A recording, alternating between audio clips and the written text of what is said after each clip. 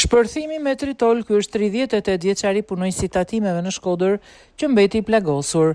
Personi në foto është Enea Busukja, punonjësi i tatimeve në Shkodër që mbeti plagosur nga shpërthimi me tritol.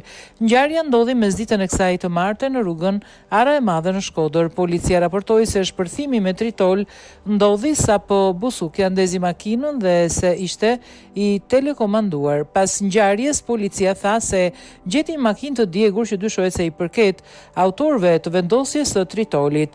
Rreth orës 12:20 në fshatin Dragoç, në anë të rrugës, është konstatuar i djegur një automjet tip Volkswagen. Grupi jetimor po punon për përcaktimin e shkakut të rënies së zjarit dhe zbardhjen e rrethanave të rastit, informuan Blut. Shkodër informacion paraprak.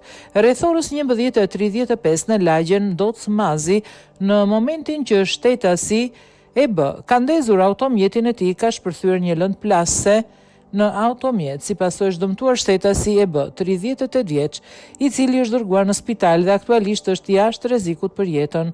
Grupi jetimor në drejtimin e prokurorisë po kryen veprimet për zbardhjen e rrethanave të rastit, identifikimin dhe kapjen e autorëve.